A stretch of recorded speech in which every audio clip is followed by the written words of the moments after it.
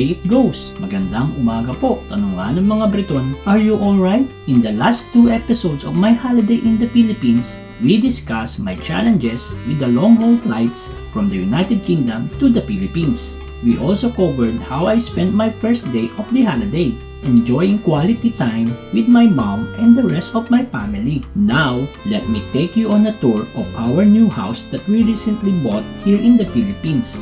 I spent most of my day here, relishing the experience of having a home of our own. Tayo na po't simulan ang bakasyon ko sa Pilipinas, a day well spent in our new house. Sa araw na ito, ako lang ang nandito sa condominium. Naiwan muna ang mother ko sa bahay niya sa Cainta. Ako lang muna ang bumiyahe pabalik dito. I just woke up and the thing that you will see from my room is this.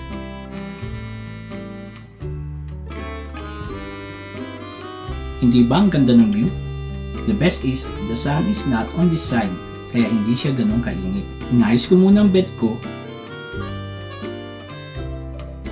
Now, all is tidy here in the bedroom. I can make my breakfast because I'm already hungry.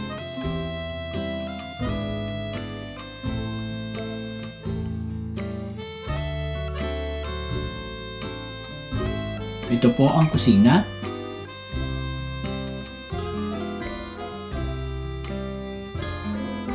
Ang living room, at ang toilet.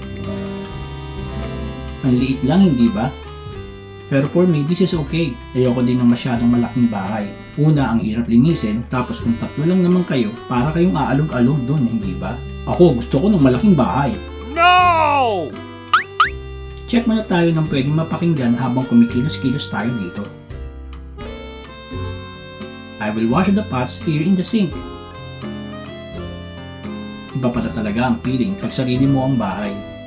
Okay, magsasaing naman ako.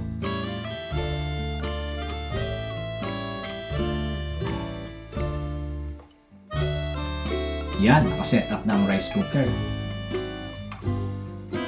Bumili pala ako ng oven toaster. Siyempre, para mainit ko ang pandesal. I-set up muna natin.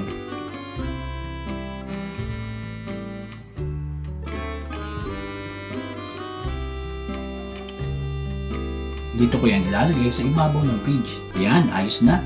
Pwede nang mag-init ng pandesal. Pandesal? Sarap naman yan. Yan yung binili kong pandesal sa French baker kahapon. I will put Indian cheese in dairy cream butter. I miss both of it.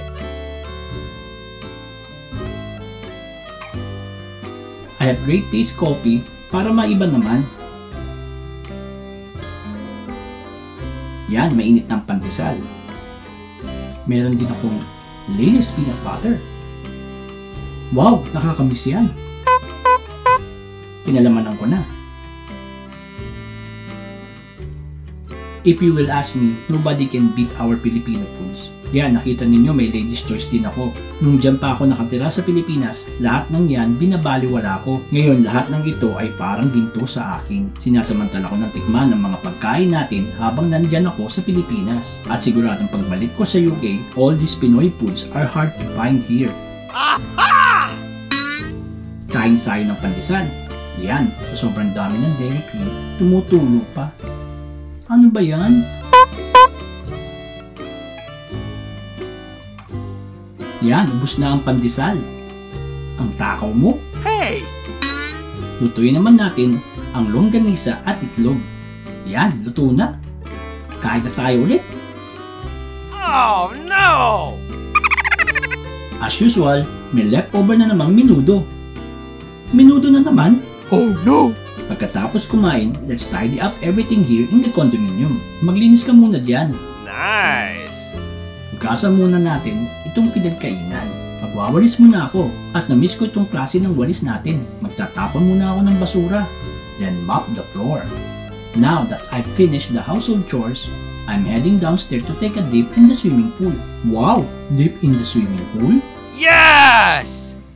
But before that, let's have a tour around the premises. Ito ang elevator or lift. From here, we can see that there is still construction happening in this condominium. This is the long corridor. Yan, meron pa rin ginagawa dito. I don't know what building is this. On the other side, we can see more construction. Balik na tayo sa lift. Ito na ang elevator. Let's go down. This is the lobby.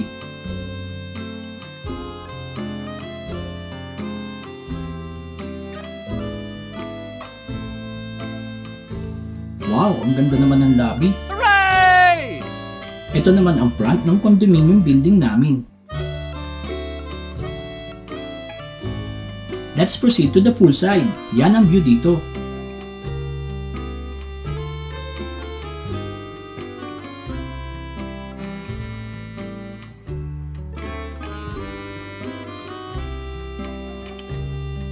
Ayos pala, para kang nasa Makati.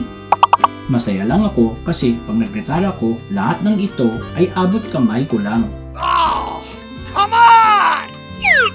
Kung naiinitan ka, bumaba ka lang sa unit mo at pwede ka na magpalamig dito sa pamamagitan ng pag-swimming. Kung nabobor ka naman, pwede ka lang tumambay dito o kahit mag-jogging sa paligid ng kondominium. Pwede ka lang maupo dyan at magpakuya-kuya-kuy. Relax lang, parang ginagawa ko ngayon. Tayo na mag-swimming. Eto, mag-shower muna tayo. Eto na, ayos naman ang tubig, tama lang ang lamig. Ako din, gusto ko mag-swimming. I spent around 2 hours in the swimming pool. Sinulit ko na, I will be busy for the rest of my holiday here in the Philippines. Kaya baka hindi na ako makabalik dito para mag-swimming. Then after the swimming, I proceed to the Robinson's Place near Santa Lucia Mall. Kumain ako sa Chowking. Nagutom kaya ako. I also miss Chowking. Ibang-iba ang Chinese food natin dito sa Pilipinas compare sa Chinese food sa UK. Siyempre, Pinoy ako, kaya ang lasa ng Chowking ay masarap sa akin. Ito ang mga kinain ko.